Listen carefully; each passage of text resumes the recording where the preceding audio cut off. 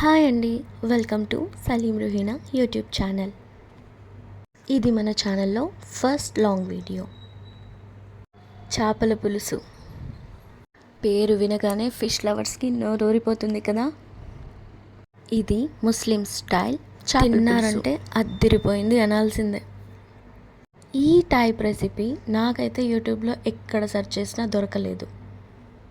అందుకే మా అమ్మ చేసే ఈ రెసిపీని మీతో షేర్ చేసుకోవాలనుకుంటున్నాను. లేట్ చేయకుండా చూసేద్దాం పదండి. ముందుగా ఒక పెద్ద టమాటా సైజ్ అంత చింతపండుని తీసుకొని బాగా కడిగి కనీసం 15 నిమిషాలు నానబెట్టుకోండి. ఆ తర్వాత రసాన్ని ఇలా పిండేసి జ్యూస్ తీసి పక్కన పెట్టుకోండి. తర్వాత ముక్కలుగా కోసి పెట్టుకున్న చేపల్ని వేస్టేజ్ అంతా క్లీన్ చేసి 2 సార్లు కడగండి. ఇప్పుడు ముక్కల్లో నిమ్మరసం అలాగే ఉప్పు వేసి బాగా కలిపి మరోసారి శుభ్రంగా కడుక్కోండి. ఇలా కడగడం వల్ల నీసు వాసన ఏదైనా ఉంటే పోతుంది. ఇప్పుడు పులుసులోకి కావలసిన మసాలాని ప్రిపేర్ చేసుకుందాం. ముందుగా కడాయిలో పల్లి గింజలు వేసి దోరగా వేయించుకోండి. అలాగే 3 టేబుల్ స్పూన్ల ఆవాలు చిటపటలాడే వరకు వేయించి తీసుకోండి. నెక్స్ట్ జీలకర్రని కూడా కాస్త రంగు మారే వరకు వేయించుకోండి. ఇలా ఒక్కో ఇంగ్రీడియంట్ని సపరేట్గా వేయించుకొని పక్కన తీసి పెట్టుకుంటూ ఉండండి. ఇప్పుడు 1/2 స్పూన్ మెంతుల్ని కూడా వేయించుకోండి. మెంతులు ఎక్కువైతే పులుపు చేదుగా వచ్చే అవకాశం ఉంటుంది, గుర్తుపెట్టుకోండి. మెంతులు వేగాక 3 స్పూన్స్ ధనియాల్ని కూడా వేయించుకోండి. అలాగే 4 స్పూన్స్ నువ్వుల్ని కూడా వేపి తీసుకోండి.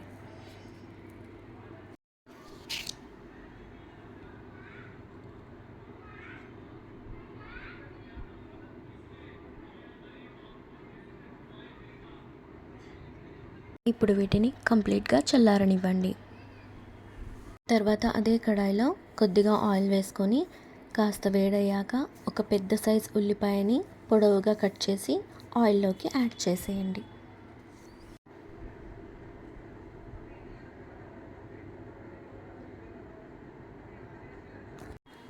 ఉల్లిపాయలు ఇలా సాఫ్ట్ అయ్యాక కొన్ని ఎండు కొబ్బరి ముక్కలు వేసి ఉల్లిపాయలు లైట్గా కలర్ చేంజ్ అయ్యే వరకు ఫ్రై చేసుకోండి.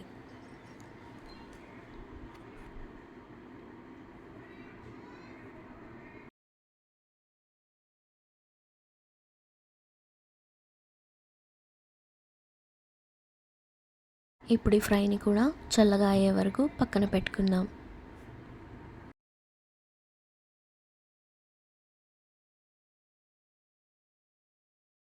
ఆ తర్వాత ముందుగా డ్రై రోస్ట్ చేసుకున్న ఇంగ్రీడియంట్స్ని మిక్సర్ జార్లోకి తీసుకొని కొంచెం బరకగా గ్రైండ్ చేసుకోండి.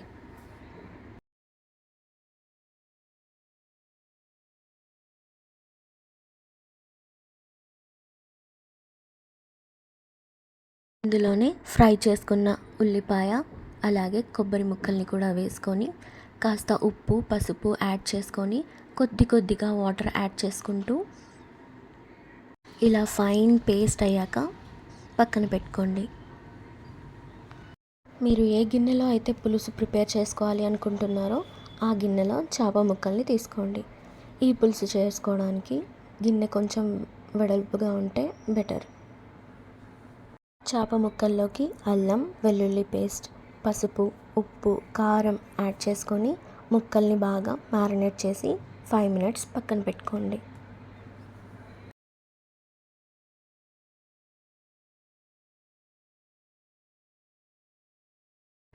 తర్వాత ఇందులోకి ముందుగా తీసి పెట్టుకున్న చింతపండు పులుసు యాడ్ చేసేయండి. అలాగే గ్రైండ్ చేసి పెట్టుకున్న మసాలా పేస్ట్ని కూడా వేసి మొత్తం అంతా పులుసులోకి కలిపేసుకోండి. ఇప్పుడు పులుపుని అడ్జస్ట్ చేసుకుంటూ మీ టేస్ట్కి తగినట్లు వాటర్ పోసుకోండి. అలాగే చీల్చుకున్న 4 పచ్చిమిర్చి, కొత్తిమీర తరుగు వేసి ఒక పండిన టమాటా ముక్కల్ని ఇలా కట్ చేసి వేసుకోండి. లాస్ట్లో ఆయిల్ని ఇలా పైనుంచి యాడ్ చేసుకొని ఒకసారి అంతా కలుపుకోండి. నాన్ వెజ్ కర్రీస్లో ఆయిల్ ఎక్కువగా పడుతుంది, అందులోనూ ఈ పులుసులోకి ఆయిల్ ఎక్కువగా ఉంటేనే టేస్టీగా ఉంటుంది. ఇప్పుడు గిన్నెని స్టవ్ మీద పెట్టి మూత పెట్టుకొని మీడియం ఫ్లేమ్లో ఒక 15 నిమిషాలు వదిలేయండి. 15 నిమిషాల తర్వాత మూత తీసి చూస్తే పులుసు బాగా మరుగుతూ ఉంటుంది. ఇప్పుడు ఇందులోకి కొద్దిగా తరిగిన కొత్తిమీర, కరివేపాకుని వేసుకోండి. ఈ స్టేజ్లో టేస్ట్ చూసుకొని పులుపుని కానీ ఉప్పు కారాలు కానీ సరి చేసుకోవచ్చు. నేనైతే ఇక్కడ ఉప్పుని యాడ్ చేసుకున్నాను.